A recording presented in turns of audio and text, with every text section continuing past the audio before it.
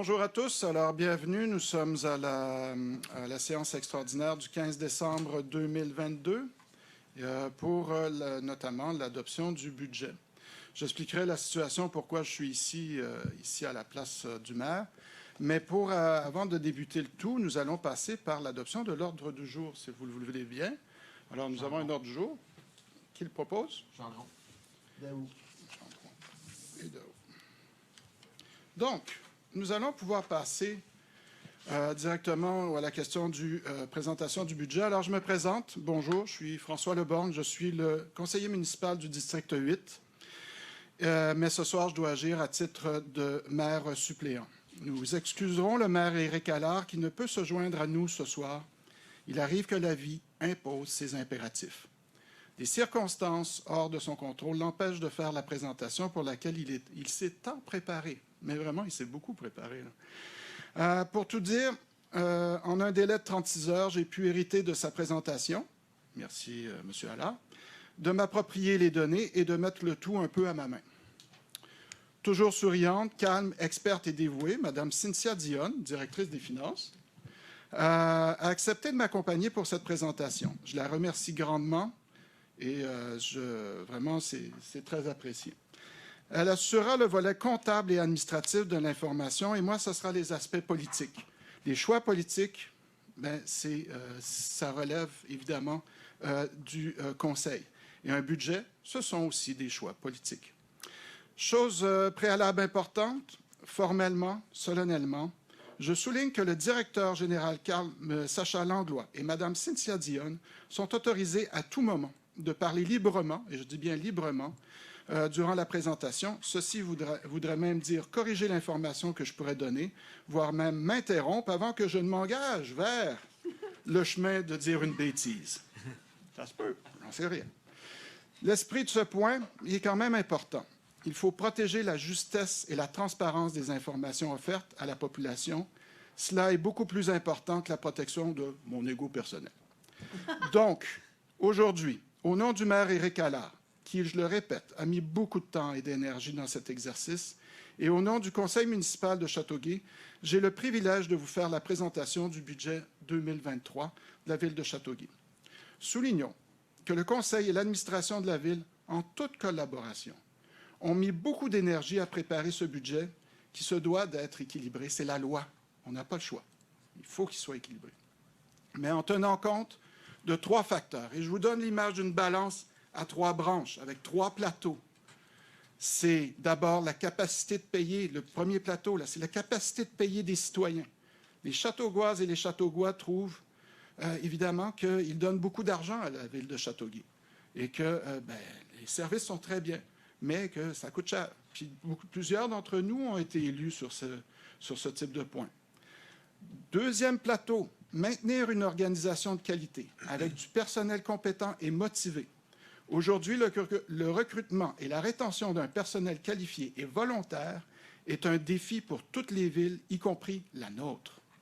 Au surplus, ceci est nécessaire dans un contexte de réforme de la gouvernance municipale. Il nous faut du monde prêt à prendre un tournant axé sur la mise en place des meilleures pratiques contemporaines, et ce, sur tous les aspects. Troisième plateau, la prudence. La prudence, avec une approche réaliste et conservatrice. Dans un contexte économique instable et avec un avenir un peu incertain, tant pour les organisations que pour les familles, plus précisément dans un contexte inflationniste un peu lourd et qui pourrait engendrer un ralentissement de l'économie, voire peut-être une récession, on est encore loin d'une crise là, à cet égard, il faut que nous sachions rester sobres, économes et méthodiques, tout en se ménageant des moyens à la hauteur de nos ambitions. Soulignons-le, l'état d'équilibre entre ces 3 forces centrifuges est le fruit d'un travail ardu, plus que les autres années d'ailleurs. C'est plusieurs heures de rencontres axées sur des discussions fortement persuasives d'un côté comme de l'autre. Et là, on a discuté solide. Mais toujours dans le respect de chacun des interlocuteurs, c'est remarquable. Plusieurs concessions déchirantes ont été réalisées, ce qui montre qu'on arrive à un autre niveau de gouvernance. Je l'envoie vers une nouvelle métaphore. Le gras mauvais n'est plus seulement coupé, il est maintenant dans le subtil processus d'être fondu. En effet, il faut faire attention maintenant. Couper dans le muscle peut facilement rendre invalidant. On l'a un peu senti cette année. Cela dit, on a ici un budget qui reste encore animé d'ambition, surtout qu'on est dans les festivités du 350e. Mais faisons déjà les réserves nécessaires. La Ville est tributaire de la conjoncture économique qui risque d'être morose. Et cela pourrait avoir un impact négatif quant aux résultats de 2023. Bon, le maire Allard ferait probablement fait plus court que moi, mais c'est mon style et je le garde. Et voilà. Mais on va pouvoir commencer le plan de la présentation. Maître Dolan, si vous êtes capable de mettre la présentation. Bon, c'était la première page, évidemment. On va faire la deuxième, le plan de la présentation, si vous me permettez, si on peut passer.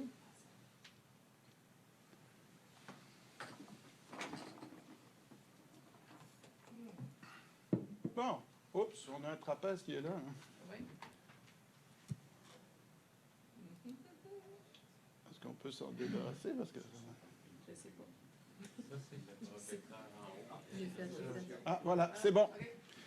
Alors, simplement, on va faire ça simple, là, de toute manière. Le plan de la présentation, ça va être la mise en contexte et la mise en contexte et les enjeux. C'est la première partie. La deuxième, les revenus. Ça va être intéressant de savoir qu'est-ce qui arrive. La dépense et l'évolution de la dette. Ensuite, on va avoir l'équilibre du budget, les projets à venir pour 2023 dans le cadre, dans cette dynamique du budget, et aussi les enjeux concernant la diversification des ressources de revenus, qui sont aussi à notre agenda. Donc, si on passe tout de suite à la mise en contexte et enjeux, j'en ai déjà parlé dans mon mot avant, donc ça va me permettre d'aller un peu plus vite. Disons-le tout de suite, on a un processus budgétaire rigoureux. À quelque part, j'en ai parlé avec les facteurs économiques, mais simplement pour faire encore une autre métaphore. En mer, avant un gros grain qui est à l'horizon, on prépare notre navire à l'affronter. Ben, c'est la même chose pour la Ville. On prépare ses budgets pour l'avenir. Aussi, concernant l'équilibre entre les besoins et les taux de taxation, la rationalité économique humaine de base, c'est celle-ci. On veut toujours plus pour le minimum de ressources à consentir pour chacun d'entre nous. Comme le jeu d'une corde qu'on tire de chacun de son côté, les tensions peuvent être très fortes d'un côté comme de l'autre. Aussi, au niveau des contrats et de l'indexation, on a des augmentations de prix dans divers domaines. C'est très, très, très, très diversifié, les domaines. Mais on en a pris quelques exemples. Le prix du carburant. Vous connaissez le prix du carburant. Vous l'avez vu évoluer, le prix du carburant. Ben, on est rendu à 20 à 25 % d'augmentation. Le remorquage, 16 % Le remorquage, parce que souvent, la Ville fait des opérations de remorquage. Ça arrive. Les honoraires professionnels, on en a besoin, 8 % Les vêtements pour les services, exemple, les services d'incendie, on en a pour 24 %. Mais ça, ce sont des exemples qui se répètent dans différents domaines. Aussi, on a l'autre enjeu qui est la rémunération des charges sociales. Ça représente un enjeu important pour la Ville. Pourquoi? Parce que la masse salariale, ça représente 56 % du budget d'opération. Cet aspect est incontournable. Cela fait partie des réels gros défis pour l'avenir, et d'ailleurs pour toutes les organisations du Québec. Donc, il y a ces enjeux qui sont présents qui ont été dans notre esprit lors de la création du budget. Je pense que je vais passer la parole à Cynthia. C'est des enjeux justement de chiffres. Alors, c'est elle qui va pouvoir donner quelques éléments là, relativement à ces données. Pour le budget 2023, le budget est maintenant passé des dépenses à 117 millions, donc le total des dépenses de la municipalité. Nos dépenses ont augmenté en moyenne à 7 %. On a donné quelques exemples de contrats juste un peu avant. Il faut compter là-dedans les indexations salariales et différentes autres hausses et des hausses aussi de quote-part extérieures qu'on a à payer. dont des codes-parts d'organismes publics ou des codes-parts pour être membre de la CMM, par exemple, la RTM. Donc, ensemble, toutes ces dépenses ont augmenté en moyenne de 7 %. La Ville devait jongler avec ça avec une inflation de 6,9 % pour tenter de réduire l'impact pour les citoyens. On a à tenir compte de la capacité de payer nos citoyens qui sont déjà touchés par beaucoup de choses qui augmentent en cette période d'inflation. Donc, la Ville est contente d'annoncer qu'elle indexe son taux foncier de seulement 3 % dans ce contexte économique qui n'est pas facile en ce moment. On doit tenir compte justement de la MRC Roussillon. On a eu une hausse de la facture juste pour eux de 36 %. La MRC Roussillon, le contrat qu'on a avec eux, c'est pour la collecte de nos ordures, collecte sélective, ainsi que la collecte des bacs bruns. Donc, le contrat pour la Ville a augmenté de plus de 1 million. Donc, juste ce contrat-là a augmenté de 36 %, c'est pas à négliger. Également, si on peut penser à nos assurances, là, c'est une autre grosse hausse qu'on a eue. Ça fait 2 années de suite qu'on a des hausses importantes. La Ville de Châteauguay n'est pas la seule. Là, c'est à la grandeur du Québec. Là, le prix des assurances a augmenté de façon aussi assez significative. Pour la Ville de Châteauguay, c'est une augmentation de 200 000 $ juste pour les assurances. Pour le traitement de l'eau potable et l'eau usée, on a aussi également des dépenses importantes. On a beaucoup de mises à jour à faire dans nos infrastructures d'eau potable et d'eau usée. Donc, c'est des dépenses supplémentaires qu'on doit mettre en 2023. Il y a également nos contrats. On a plusieurs contrats d'entretien, des contrats aussi de produits de traitement de l'eau qui sont nécessaires, qui fait que ces coûts-là ont également augmenté d'à peu près 1 million pour l'année 2023. Merci, Cynthia. Donc, on va y aller tout de suite avec la fiche suivante. Je pense que c'est... Ah oui, c'est pour toi aussi. Oui. Donc, l'impact de cette augmentation-là, on la figure ici sur un compte de taxe d'une maison moyenne. Donc, c'est l'évaluation foncière moyenne. Pour chaque citoyen, ça peut varier selon sa propre évaluation foncière, assurément. Donc, ici, la maison moyenne. Donc, le compte qui est présenté est basé sur un compte de taxe de 324 341. Le taux de taxe foncier qui a augmenté à 3 %. L'impact qu'on a, c'est 75 $. Donc, juste vous dire, si on avait indexé à l'inflation pour cette portion-là, au lieu de 75 $ de plus pour la portion d'impôt foncier, on aurait augmenté de 174 $.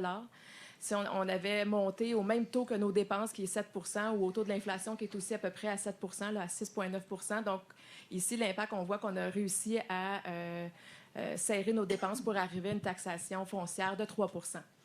Dans la deuxième portion du compte de taxe, on a tous les tarifs qui font partie également du compte de taxe. Dans les tarifs, on a l'eau potable et l'eau usée.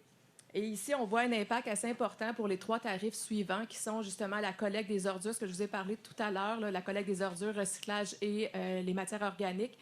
On a juste pour ces trois éléments-là, c'est sûr que sur les tarifs, ça a augmenté de façon significative parce que la facture de la MRC, elle est refacturée aux citoyens en tarifs. Donc, l'augmentation globale pour un compte de taxe, comme je vous dis, moyen, pour des comptes de taxe inférieurs, ça pourrait être inférieur, donc c'est variable comme compte, mais pour un compte de taxe moyen, le global est à 208 $ pour une maison moyenne. Bon, mentionnons aussi que pour l'eau, ça a été un choix politique. Là, ça a été de mettre, parce qu'on doit se doter d'une pompe, on doit la louer. Il y a une fameuse pompe là, qui va nous permettre d'accroître la quantité d'eau. Et on l'a mis dans la tarification. Évidemment, ça peut correspondre à un 30 $ là, supplémentaire. Mais c'est pour dire que la préoccupation relativement à l'eau, elle est importante. Là. Puis on a des enjeux aussi par rapport à ça. Là. Donc, voilà. Je voulais peut-être rajouter quelque chose que j'ai oublié de mentionner sur la portion du haut dans les taxes foncières. Ce qui est représenté sur le compte de taxe citoyen, c'est notre taxe foncière inclut nos codes-parts à la RTM et à la CMM. Donc, dont on a automatiquement à la payer selon la facture qui nous est transmise, mais elle est inclue dans la taxe foncière, donc elle n'est pas imputable à des dépenses opérationnelles de la Ville. Malheureusement, là, on n'a pas de contrôle sur les frais qui nous sont chargés par ces deux entités. Donc, la portion qui est contrôlable de la Ville, c'est le premier taux, qui est le taux foncier, mais juste général, là, qui est sur les résidences ou autres catégories qu'on va voir à la diapositive suivante. Mais... Oui. Cela dit, Mme Dionne, c'est quand même par souci de transparence là, qu'on met ces éléments-là. Oui, il y en aurait peut-être d'autres, mais ceux-là particulièrement parce qu'ils sont très onéreux là, relativement à notre budget. Passons à la diapositive suivante. Donc, dans le détail des taux, on a vu déjà le taux résidentiel, son augmentation. L'ensemble des taux de taxation foncière est détaillé. Donc, on a le taux résiduel, le 6 logements et plus, qui augmente aussi. Tous les taux augmentent de 3 % sauf 2 catégories. En accord avec le Conseil, on a décidé de changer le prorata pour 2 catégories, qui est le catégorie industrielle et le non-résidentiel, qui, au lieu d'augmenter de 3 % et on a changé le prorata et ceux-ci vont augmenter de 3,9 % pour aider à nos résidents aussi. Là, donc, ça fait partie des décisions qui ont été prises pour aider à réduire l'impact foncier pour nos citoyens. Du côté de la tarification, tantôt j'en ai parlé quand même beaucoup, il y a certains tarifs qui n'étaient pas sur le compte moyen parce que ça ne touche pas tous les citoyens. Donc, on a d'autres tarifs qui ont aussi été modifiés, dont le tarif pour les résidences qui ont une piscine. Le tarif est passé de 35 à 45 $. Et donc, on voit ici, là, juste pour la MRC, justement, qu'on a parlé tout à l'heure, le montant sur le 208 $, il y a 100 $ qui est imputable à la MRC seulement. Donc, c'est quand même assez important là, sur le compte de taxes global. Et ça, la MRC, on n'a pas de contrôle. C'est quand même une entité indépendante là, qui décide de ces éléments-là, c'est bien certain. Passons à la diapositive suivante, si vous permettez. Ici, je vais vous présenter, dans le fond, les catégories de revenus que la Ville a. Les villes sont très limitées dans la variété de revenus qu'elle peut aller chercher. Donc, 79 % ici de nos revenus viennent de la taxe foncière et des tarifs. La tarification est 23 % et la taxe foncière 56 %.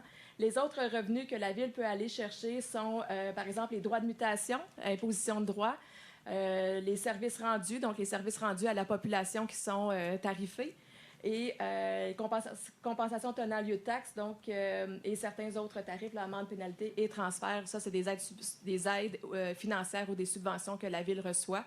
Donc, on peut dire que c'est sûr que la pression pour les revenus pour la municipalité est vraiment au niveau de la taxation foncière et de la tarification à 79 %. Merci. Allons-y avec la suivante, s'il vous plaît. Du côté des dépenses, les dépenses sont à 117 millions. Sont réparties ici en fonction des principales directions de la municipalité des services offerts à la population. Donc, nos travaux publics sont équivalents à 24 %.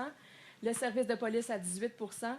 Autres dépenses, c'est l'administration générale. On en a pour un 25 %. L'administration générale, ça inclut tous les autres services municipaux, donc les ressources humaines, le greffe, les finances, les technologies de l'information, etc., qui se retrouvent dans l'administration générale. Le service de la dette représente 11 % sur le poids des dépenses. Vie citoyenne, incendie, hygiène du milieu, aménagement du territoire et le service du génie à 1 %. Donc, ici, c'est comment sont réparties les dépenses de la municipalité. Merci. Où est-ce qu'on est rendu? Oui. On est rendu à l'évolution de la dette. Allez-y. Je peux y aller. Oui, allez-y. Ici, on vous présente, dans le fond, l'évolution de la dette de la municipalité. Depuis 2017, la dette est passée de 133 millions à 138 millions. On a vu qu'entre 2017 et 2021, on a vu une certaine baisse de notre dette. On tente de régulariser notre dette et de la diminuer. Ce qui a fait qu'elle a réaugmenté en 2021. Il faut se rappeler qu'on a eu un nouveau boulevard industriel de 12 millions. Et ce 12 millions-là a été financé par la dette. Donc, en 2021, on a rajouté ceci sur la dette. Ce que ça veut dire, c'est qu'en 2021, par rapport à 2022, la tendance, le chiffre de 2022, c'est sûr qu'il est en ce moment pas terminé. L'année n'est pas terminée, donc le chiffre n'est pas final ni audité. Mais la tendance se maintient. Donc, on devrait avoir un niveau de dette à la fin de l'année sensiblement à la même chose que 2021. Puisqu'on est en contrôle de dépenses. On prévoit nos investissements aussi en fonction d'avoir un meilleur contrôle sur notre dette, ce qui est assez prioritaire aussi pour notre municipalité. Une des choses qu'il faut considérer aussi dans le poids du service de la dette, c'est l'impact des hausses de taux financiers. Est-ce que je vous donnais la parole ici? Je pourrais le prendre parce que je me sens à l'aise là-dessus. Juste l'idée que la dette augmente, mais vous savez quoi? Moi, comme élu, là, je ne suis pas trop préoccupé par ça. Vous savez pourquoi? Parce qu'il y a l'effet de l'inflation, de toute façon, là-dedans. Ça veut dire que la dette, en valeur relative, elle est, par rapport à l'inflation, on s'en tire pas si mal. Ceci dit, il y a aussi un autre enjeu. On a des excédents qui vont il y a des excédents qui vont arriver et qui sont là. Et ça va aussi dans le refinancement de la dette dans les enjeux aussi de nos projets, ça va permettre aussi de limiter, d'aller prendre des emprunts à long terme avec des taux d'intérêt qui sont actuellement très élevés. Peut-être, on verra, la dette, pas la dette, mais les taux d'intérêt vont s'amoindrir. On va avoir peut-être, par l'effet des excédents, on va avoir un effet de temporisation dans les enjeux. Donc, en utilisant ces excédents-là, évidemment, on va essayer d'éviter les phénomènes des taux d'intérêt qui sont très élevés, mais je vous dis, c'est pas tous les emprunts qu'on va pouvoir faire comme ça. Là. Mais c'est quand même un outil intéressant là, qu'on va pouvoir utiliser. Oui, c'est ça. Juste pour dire des taux de financement, je pense que c'est là où vous vouliez aller. Là. Exact, parce qu'on est à... allez-y. Oui, en 2021, on l'a marqué ici, juste pour vous donner un exemple, vous voyez aussi sur vos taux hypothécaires, là, on a la même effet, on la ressent aussi au niveau du financement de la dette. La Ville emprunte de l'argent pour faire des investissements, donc c'est pareil comme les emprunts hypothécaires, ça augmente. Pour vous donner un exemple, en 2021, les emprunts que la Ville a fait pour faire ces investissements, les avait financés à 1,76 % et en 2022, pour faire ces investissements, les a financés à 5,06 %. Et les prochains financements qu'on va faire, la tendance, elle est que ça va être encore plus que 5,06 %. Vous le voyez avec le taux... Le taux principal a augmenté encore là, la semaine passée. Donc, on s'attend encore à une hausse pour nos prochains financements. On a plusieurs millions à refinancer en 2023. Donc, ça donne une pression aussi assez importante sur le service de la dette, d'où les prochains investissements qu'on va tenter de les payer, si on le peut, par nos excédents, tels que M. Leborgne le mentionnait, pour tenter de mettre moins de pression possible sur notre service de la dette. Exact. C'était comme si vous aviez... comme disait Mme Dionne, c'est comme les questions d'hypothèque. Vous avez une masse d'argent dans votre compte de banque, assez volumineux quand même, substantiel. Quel est le meilleur rendement? C'est peut-être justement de le mettre au niveau de votre endettement pour éviter de payer des taux d'intérêt qui sont actuellement très élevés. Continuons. Allons-y avec l'équilibre du budget. On est très content cette année aussi, malgré l'effort qu'on devait faire, c'est on tend vers l'équilibre budgétaire. Donc, une ville est tenue de ne pas faire de déficit. Donc, pour pouvoir combler le manque à gagner avec les taxes foncières ou les autres revenus, la ville doit être allée piger dans ses surplus pour 3 millions pour balancer son budget. Donc, elle avait des revenus de 114 millions, des dépenses de 117 millions. Ça fait qu'on devait piger dans le surplus pour 3 millions. Dans les années antérieures, donc ça fait plusieurs années qu'on pige dans les surplus pour balancer notre budget, sauf que cette année, c'est la plus petite. Donc, les années passées, on était dans les 5, 6... vous avez peut-être les chiffres devant vous. Oui, c'est ça, moi, j'ai pas le document devant moi. Là. Vous allez voir le phénomène de décroissance. C'est vraiment 2021, 6,3 millions qu'on a utilisé. 2022, l'arrivée du nouveau conseil, 5,5 millions. Ça diminue. Et 2023, on est rendu à 3,1, ce qui est quand même... quand on se rapproche de la moitié qu'on a diminué. Je tiens juste à souligner aussi au niveau graphique, là, vous avez les cercles, mais ce n'est pas tout proportionnel. Le cercle déficit 3,1, là, il serait tout petit par rapport à celui de revenu. Là. Je tiens juste à souligner qu'il faut proportionnaliser les choses. Voilà. Mais on fait preuve vraiment d'un effort, le Conseil fait preuve d'un effort de tendre vers l'équilibre budgétaire entre les revenus et les dépenses. Et ça, c'est vraiment un objectif important. Pour la suite, les projets à venir, alors évidemment, c'est des enjeux politiques, alors je vais prendre la parole. Écoutez, on a quand même des éléments au PTI qui sont actuellement en train qui vont être réalisés, qui sont en train d'être réalisés. Nous travaillons sur les bases actuellement. Nous allons rehausser la qualité de nos rues, de nos parcs, et veiller à répondre à la demande en eau potable et en traitement des eaux usées. Ces investissements sont reliés à la croissance de la ville et de sa mise en valeur. Il en découle également de projets axés sur le développement durable qui passent par la densification. On est en train, par ce budget, de mettre les bases de ce qui est nécessaire pour le développement futur, moyen, long terme. À un moment donné, c'est comme chez nous, quand on fait le ménage, il faut aller jusqu'au fond des tiroirs, il faut aller regarder tout ce qui se passe, puis il faut repartir sur des bonnes bases. Donc, voilà ce que je vous... Il faut juste que je tourne ma page, je m'excuse. Voilà. On veut tendre, évidemment, on l'a dit, vers l'équilibre budgétaire, dépenses, revenus. Et là, on met en œuvre quelques solutions, notamment, on a la création d'un comité de finances. Hein? Donc, c'est l'idée d'un comité de finances qui permet non seulement d'offrir l'effort, l'énergie et l'occasion de regarder les enjeux de finances, tant sur les dépenses que sur les revenus. Donc, d'aller beaucoup plus en détail pour vérifier le tout. Mais aussi, et on souhaite, de s'engager dans un processus de suivi régulier du budget tout au long de l'année, pour voir comment ça évolue, comment c'est dynamique. On a aussi la vigie des nouvelles sources de financement, qui sont évidemment... il y a des enjeux actuellement. À l'UMQ, j'ai eu l'occasion même de rencontrer une professeure de l'ENAP là, qui avait des mandats de l'UMQ d'aller chercher toutes sortes de nouvelles façons d'aller chercher le financement. J'ai gardé contact. Et c'est fascinant parce qu'il y a des perspectives et l'UMQ s'est intéressé à ça et finance ces projets-là, ce projet de recherche qui ont diverses avenues d'ailleurs. Il y a aussi le développement de partenariats en matière de commandite. Exemple, le 350e de Châteauguay. On essaie d'aller chercher des commandites, on ouvre des nouvelles perspectives de financement. Et aussi, on a le fameux règlement sur les redevances des nouvelles infrastructures, là, tout nouvellement adopté. Évidemment, ce n'est pas des revenus qui vont arriver tout de suite, immédiatement. Okay? Mais c'est à moyen terme et à long terme, c'est ce qui va nous permettre de financer nos infrastructures, les tuyaux, les routes et tout ça. Ça va permettre d'avancer, de faire financer ce grossissement d'infrastructures.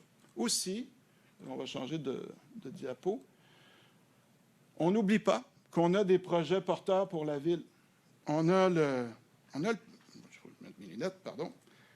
parc industriel, avec les ventes de terrain actuellement qui vont générer entre 33 et 37 millions de dollars pour l'évaluation actuelle. Et ça donne un levier, vraiment un levier pour essayer de développer l'espace, le dynamiser, pouvoir aussi utiliser du patrimoine pour réhabiliter d'autres patrimoines ou de pouvoir faire d'autres patrimoines. On a l'aire Todd Pod qui est dans le réaménagement des boulevards industriels et Saint-Francis. Justement, ça va pouvoir peut-être aider de ce côté-là. On a la vente de terrain à des fins de redéveloppement aussi. Il va y avoir donc du patrimoine pour du patrimoine.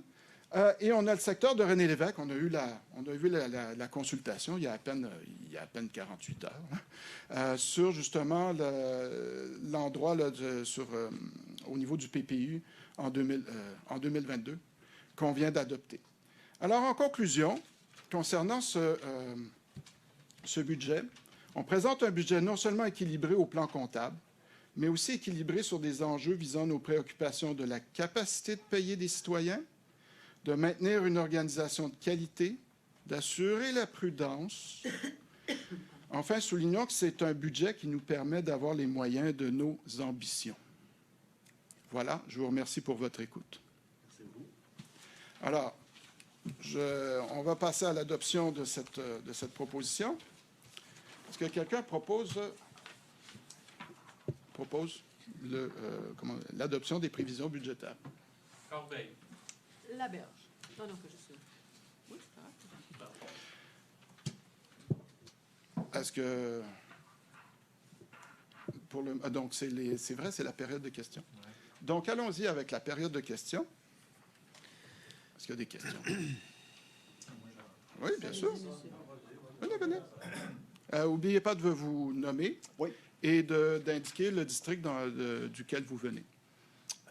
Bruno Leduc. Le district, je ne suis pas très familier, là, même ça fait longtemps que j'habite ici. Donnez la rue. Randale en arrière, ici. À qui l'honneur?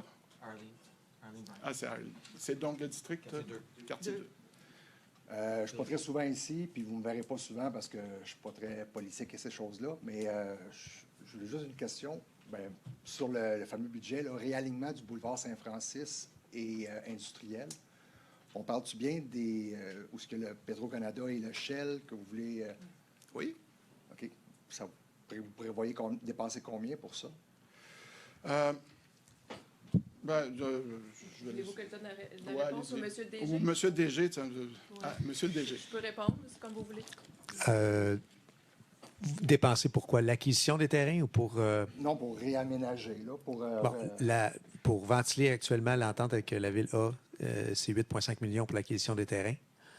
Pour le volet du réaménagement des terrains, on devrait calculer à peu près entre 12 et 15 millions additionnels pour l'aménagement. Donc, une vingtaine de millions globales. Pardon? Oui, alors par contre, ce qu'il faut considérer, c'est que lorsque les terrains seront réalignés, il y aura 2 terrains seront libérés pour la construction de bâtiments de haute densification dans le TOD, parce que le secteur du TOD, qui vont générer à eux seuls à peu près entre un bâtiment seulement 2 millions par année, et l'autre à peu près un autre 1,5, 1,6, donc pas loin de 3-4 millions par année générée. Donc, c'est un projet rentable en l'intérieur entre 7 et 10 ans. C'est une excellente nouvelle pour la Ville de Châteauguay. C'est un excellent investissement. OK, donc ça coûte 20 millions, mais il va nous rapporter une couple de millions. Il va nous rapporter, juste ces 2 terrains-là, on ne parle pas de l'ensemble du TOD, va nous rapporter à peu près entre 2 et 4 millions par année. Okay. Fait qu'amortissez-le en nombre d'années, c'est à 5 à 10 ans, donc c'est un rendement de 5 à 10 ans. C'est une excellente nouvelle. D'accord. C'est parce que moi, je n'avais entendu parler, mais là, vu que j'ai vu ça, je me suis dit dépenser 20 millions. Tu sais, dans la vie, je me disais, moi, quand je passe là, je passe souvent, puis je vois pas la nécessité de dépenser. C'est pour ça que j'avais entendu que ça allait coûter une couple de millions. Mais si on le reprend au fil des années, c'est correct. On oublie ma question. Là. Si vous me permettez un commentaire, actuellement, les projets sont toujours vus dans une perspective future. Qu'est-ce que ça va pouvoir amener? Ouais. Et n'oublions pas non plus aussi, on a même intégré des détails, comme les redevances sur le développement.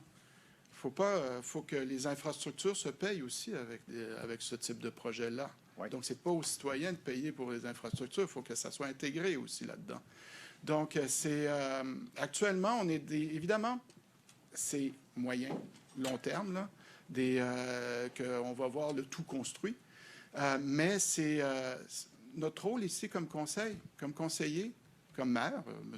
Éric Allard aussi, c'est de prévoir l'avenir. C'est de construire le futur, de le projeter. Oui, d'accord. Autre sujet rapide que je voulais aborder, pourquoi principalement je suis ici, c'est que j'ai tenté depuis un mois environ de rejoindre M. Langlois. Et je suis honoré qu'il m'adresse la parole ce soir parce que depuis un mois, il m'évite, il ne veut pas me parler pour des problèmes que j'ai déjà expliqués par courriel. Et là, je trouve ça vraiment... Je suis vraiment pas content que je suis obligé de me présenter dans une séance du conseil pour qu'un monsieur comme ça, qu'on paye avec nos taxes, puis j'ai regardé sur mon compte de taxes, j'ai pas de réduction, vu que je peux pas y parler directement. Fait que la question est, c'est quoi qu'on peut faire pour le faire descendre de son piédestal, pour qu'il s'adresse au public? Je veux juste... allons-y.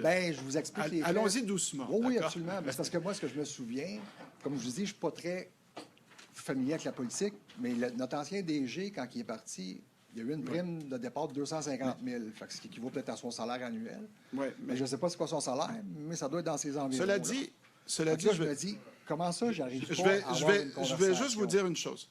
Pour le moment, ce sont des questions sur le budget. Nous avons une séance par la suite. Là.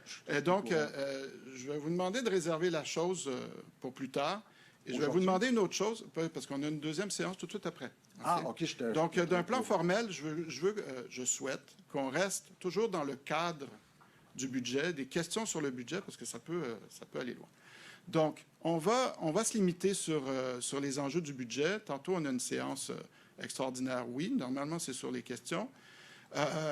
C'est plutôt en séance ordinaire que vous pourriez poser la question. Je vous dirais simplement aussi...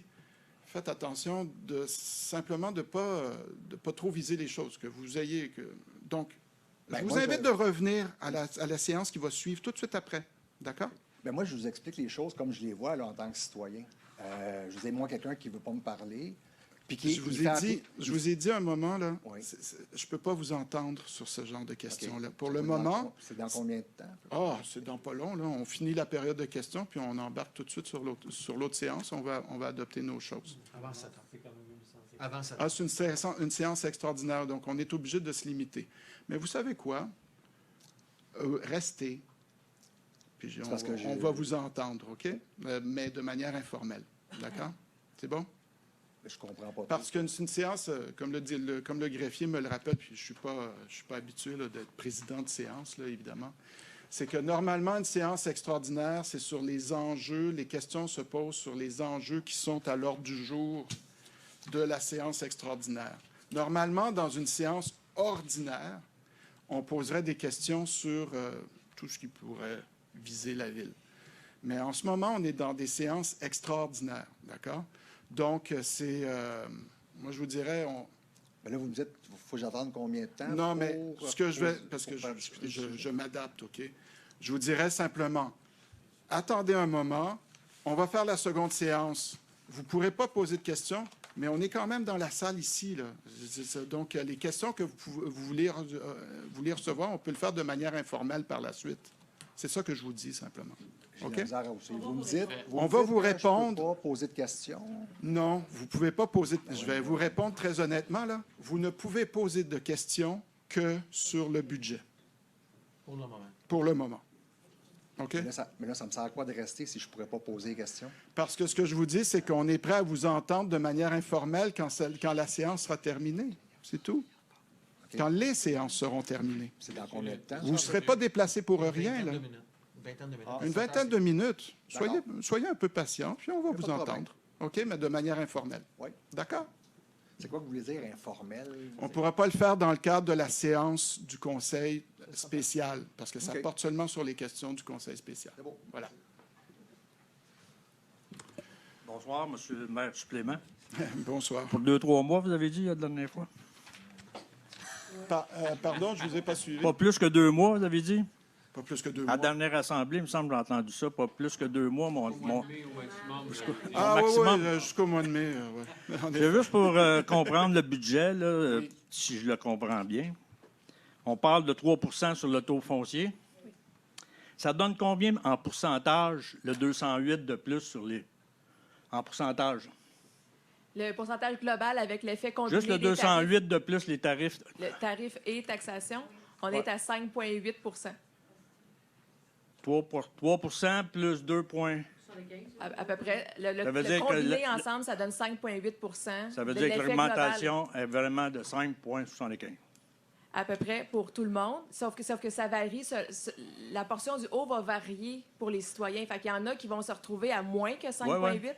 C'est pour ça que le 5,8 est variable selon le foncier. Sauf que par habitude, dans le journal, le demain matin, ça va être marqué augmentation de 3 Mais le simple citoyen, c'est pas 3 quand il va avoir son compte de taxe. Il va faire le calcul comme n'importe qui. Il va dire, hey, moi, je remonte de 5,75. Tu sais, c'est au lieu de dire 3 c'est ce que je veux dire.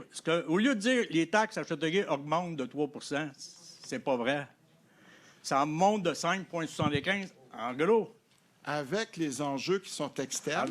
Si mon compte de vidange monte, mon eau monte, mes taxes montent, mon compte de taxes, là, Mais, c'est le chiffre en bas qui compte, à comparer au chiffre de l'année passée. mais savez-vous qu'on fait aussi le comparatif par rapport aux autres villes? Hein? Ça, c'est important.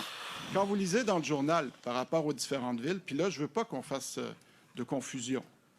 Ce qui est marqué dans les journaux concernant les différentes villes, c'est le taux de taxation.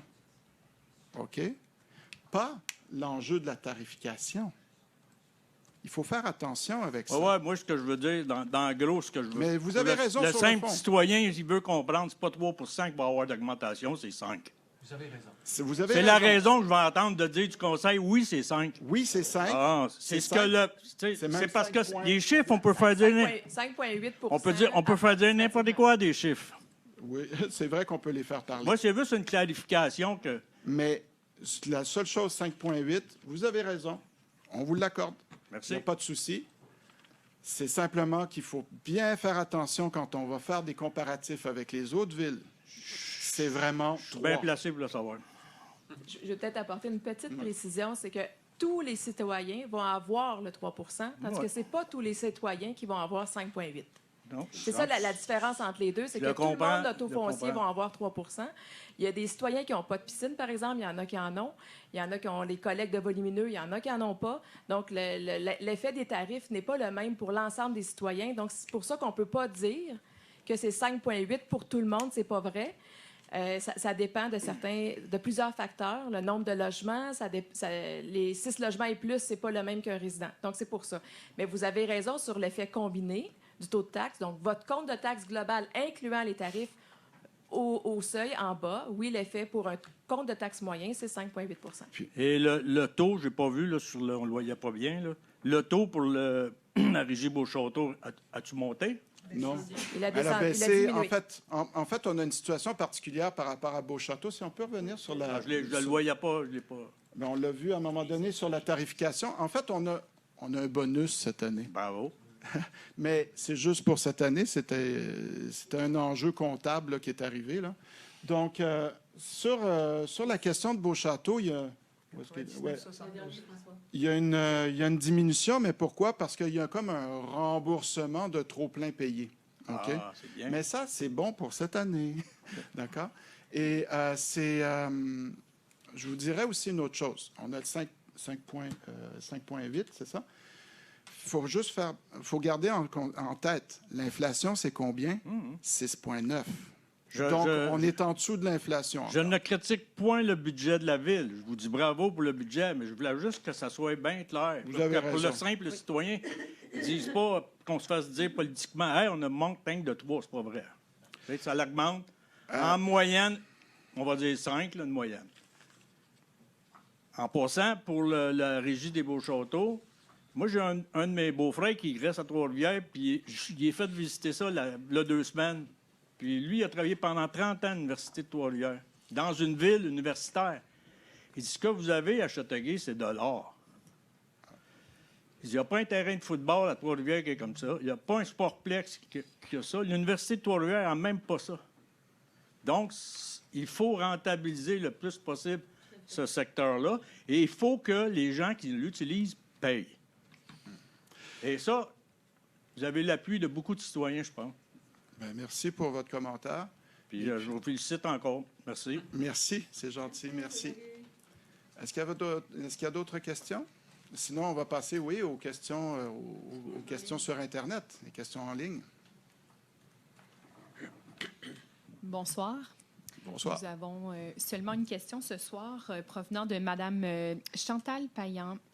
Elle demande à combien se chiffrent les excédents de la Ville? Le chiffre final pour 2022, c'est sûr que je ne l'ai pas encore parce que l'année 2022 n'est pas finie financièrement. La projection en ce moment qu'on a pour l'année 2022 est à 35 millions. Le chiffre final de l'année passée était à 39 millions à la fin de l'année 2021. Donc, il y a eu de l'utilisation cette année de nos excédents pour payer certains investissements dans le même objectif qu'on vous disait tantôt. Il y a des projets qu'on a faits et qu'on a pigés dans nos excédents. Donc, on va se situer à la fin de l'année autour de 35 millions. Et tout est dépendant là, de l'état financier aussi de l'année. Ça peut varier, mais ça serait autour de ça. Juste pour compléter, Madame Dionne, il y a des excédents affectés et ceux qui ne sont pas affectés, évidemment, juste pour clarifier la situation. Dans les excédents qui sont de la Ville, avec certaines résolutions du Conseil durant l'année, l'ensemble des excédents ne peut pas être utilisé librement. Le Conseil a pris certaines décisions d'affecter des excédents pour des projets précis. Donc, sur le 35 millions, il y en a environ un 12 millions qui est affecté pour des projets précis identifiés. Donc, l'excédent libre de la Ville est autour de 22 millions qui est disponible pour des projets futurs. Des projets futurs ou des financements? Ou pour pouvoir rembourser de la dette comptant, ou les pour enjeux de pouvoir financement. acheter des infrastructures comptant, ou pour aussi réaliser des urgences. Donc, c'est d'une marge de manœuvre. Mais il faut l'utiliser, la marge de manœuvre, surtout quand on est dans des situations de taux d'intérêt tels qu'ils le sont actuellement. Est-ce qu'il y a d'autres questions? Alors, quelqu'un pour lever la séance? C'était fait tantôt, M. le maire? Non. On n'a On l'a pas proposé tantôt? Corbeil. Corbeil? C'était le budget qui a été proposé. Excusez, M. le maire. Maire suppléant. Qu'est-ce que... On a les proposeurs secondaires? Parfait. M. Corbeil et M. Daou. Bon, n'ayant pas de vote, on lève la séance. Puis est-ce qu'on commence tout de suite la deuxième? Allons-y, on va y aller. On peut-tu? C'est à 7 heures, non? La convocation est à quelle heure? 6h30. OK. Ah oui, on a déjà dépassé. Alors voilà. Oui, j'ai été un peu long. Qu'est-ce que vous voulez? Ben oui, c'est mon style. Merci, Mme Dionne. C'est très apprécié. Allons-y. 30 secondes. S'il vous plaît.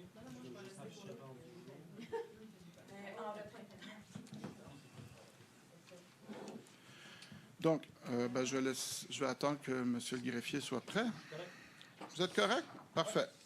Alors, nous avons une seconde séance extraordinaire qui était prévue pour 18h30. Maintenant, nous allons l'ouvrir. Quelqu'un propose l'adoption de l'ordre du jour? Laberge et Mme Kernaïs, c'est ça? Oui. Parfait. Donc, nous avons ensuite, allons-y, 2.1. Règlement général établissant la tarification pour l'utilisation des biens, des services et des activités de la Ville pour l'année 2023, le final. C'est relativement, évidemment, au budget qu'on vient d'adopter. C'est l'élément de tarification, c'est le règlement de tarification qu'on adopte. Quelqu'un pour le proposer? Quelqu'un pour le seconder? Corbeil. M. Daou, M. Corbeil. Ensuite, 2.2, règlement général décrétant l'imposition des taux de taxation et de tarification des services municipaux pour l'année 2023. C'est évidemment en lien encore avec le budget que nous venons d'entériner. Est-ce que quelqu'un le propose? Madame Laberge. Et le second? Corbeil. Monsieur Corbeil. Ensuite, mandat à la direction générale afin de procéder à la démolition du bâtiment situé au 111 boulevard Maple et affectation d'un montant de 300 000 $ de l'excédent non affecté à cette fin. Alors, c'est la question du Polydium, sa dangerosité. Donc, c'est une résolution pour accepter la démolition et les coûts qui viendraient avec. Est-ce que quelqu'un le propose? Kernaïs et Mme Laberge. 2.4. Il va y avoir une modification, mais on va le dire tel qu'il est. Demande auprès des autorités provinciales et fédérales pour des ajouts substantiels de subventions afin de compenser les hausses des coûts et de construction du centre aquatique régional. Jusqu'à 2 personnes pour proposer. Corbeil. Corbeil et Mme Kernaïs. Et moi, je vais avoir une proposition de modification. C'est relativement au titre lui-même pour qu'il soit plus conforme à son contenu. C'est soutien au maire de Châteauguay et à la régie de Beauchâteau dans leur demande auprès des autorités provinciales et fédérales pour des ajouts substantiels de subventions afin de compenser les hausses des coûts de construction du centre aquatique régional. Donc, pourquoi? Parce que c'est quand même un dossier qui relève de la régie Beauchâteau. Le maire est présent dans cette dynamique-là aussi. Il fait des représentations. C'est important, soulignons-le. Donc, je vais demander quand même si on peut faire, si quelqu'un soutient ma proposition. Madame Laberge, ça fait le... OK. Donc, pour continuer, c'est important qu'on fasse cet appui public à notre maire et à la régie Beauchâteau pour qu'il fasse toutes les représentations nécessaires, toutes les pressions nécessaires auprès des 2 paliers de gouvernement, Québec et fédéral, pour que nous puissions augmenter les subventions relativement à ce projet-là. On n'a plus de piscine, diable. Donc, c'est évidemment de pouvoir d'essayer d'aller chercher plus de subventions à cet égard. Alors, est-ce que j'avais 2 appuyeurs, un appuyeur, un souteneur? Voilà. Lettre 2.5. Lettre d'entente à intervenir entre la Ville de Châteauguay et les syndicats canadiens de la fonction publique, section locale 1299 et 2294, relativement aux cotisations et au fonds de stabilisation au régime de retraite des employés de la Ville de Châteauguay pour les années 2023-2025. Monsieur le directeur général, pourriez-vous simplement donner quelques précisions? Alors, tout à fait. Monsieur le maire, c'est concernant nos cols blancs, nos cols bleus, suite à la réévaluation actuarielle, il y a eu un montant trop payé, donc il a fallu revoir l'entente sur les cotisations futures avec les deux groupes pour le volet du fonds de stabilisation. Donc, c'est simplement une entente au niveau là, à ce niveau-là. Merci. Est-ce que nous avons un proposeur en appuyeur? Monsieur Doyle. Gendron. Monsieur Gendron. 2.6. Lettre d'entente à intervenir entre la Ville de Châteauguay et l'Association des pompiers et pompières de la Ville de Châteauguay relativement au lieu de résidence et à la procédure de rappel lors d'intervention. Monsieur le directeur général, s'il vous plaît. Alors, tout à fait. C'est simplement le retrait de l'obligation de résidence qui limitait nos pompiers à une distance du poste de pompier. Donc, ce dossier-là a été réglé. On a retiré cette obligation-là.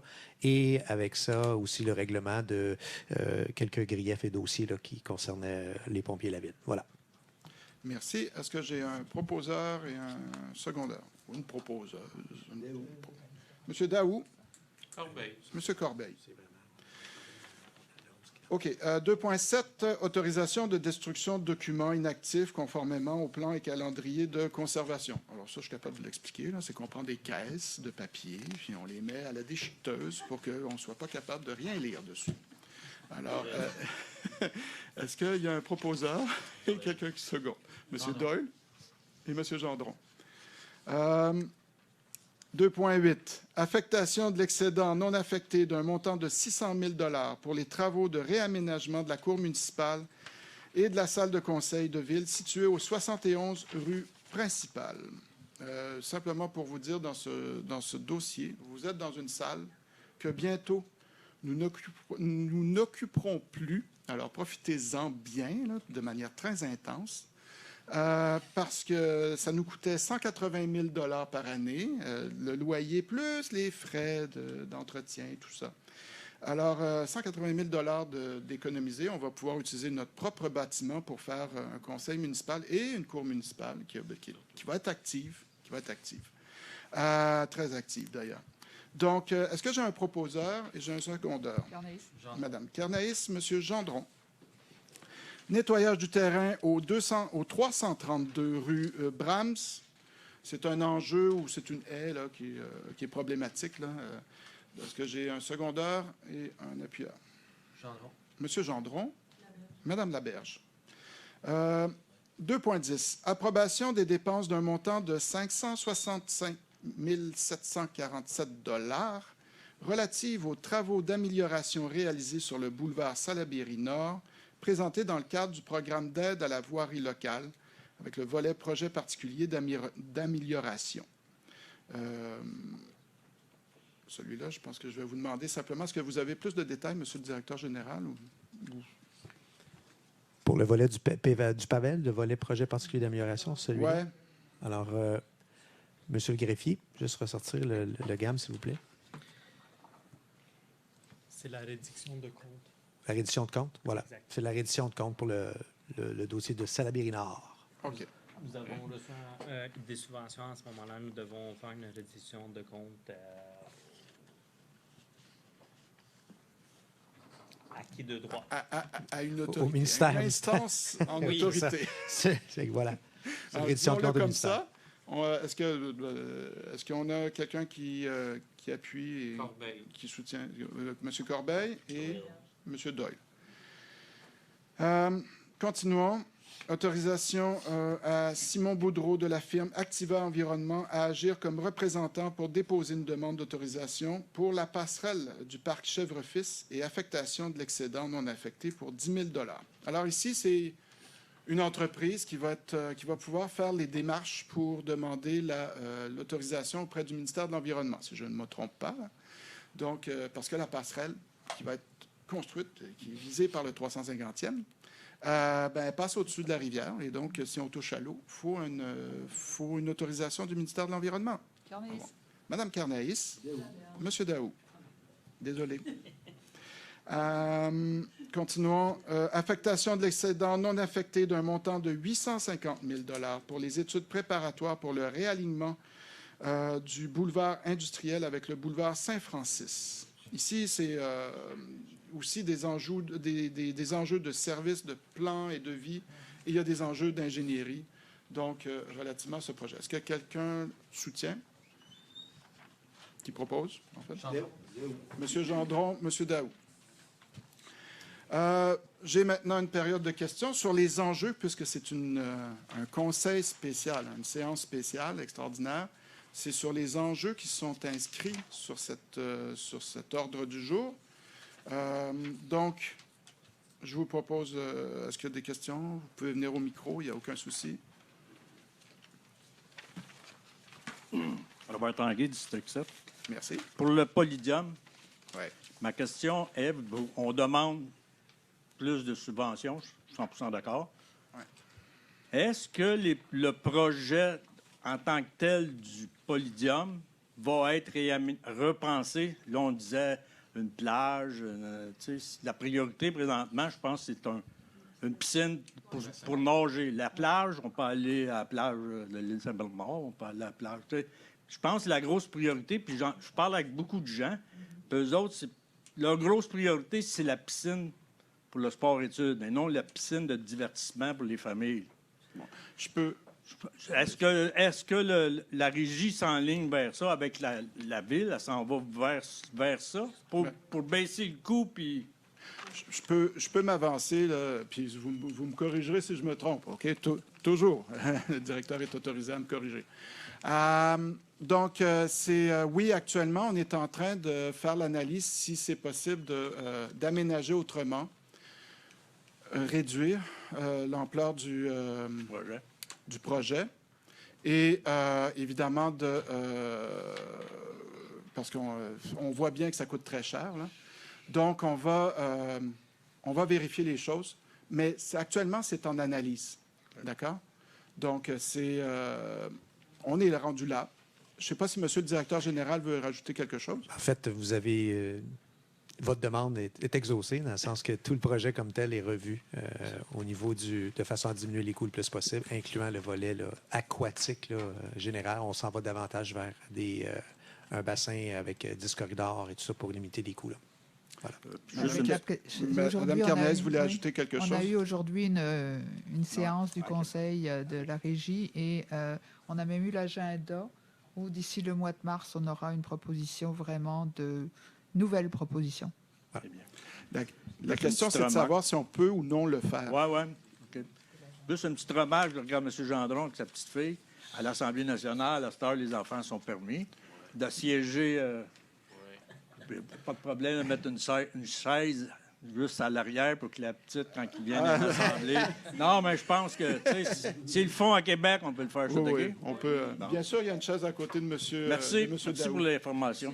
Merci. Et puis, juste pour ajouter, évidemment, concernant la piscine, c'est que on va voir si ça peut fonctionner ou non. C'est ça la principale question qui est actuellement. Il faut attendre les résultats, comme dit M. le directeur. Nous avons des questions par Internet. S'il n'y a pas d'autres questions dans la salle, allez-y. Bonsoir à nouveau. Bonsoir.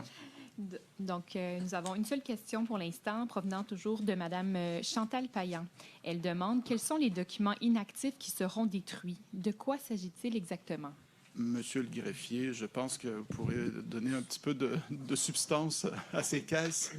Selon Micro, Georges. le calendrier des conservations. Au micro. Selon le calendrier des conservations, nous avons l'ensemble des documents, que ce soit des documents administratifs, des anciennes factures ou autres. Chaque document a une durée de vie inactif et actif ou semi-actif.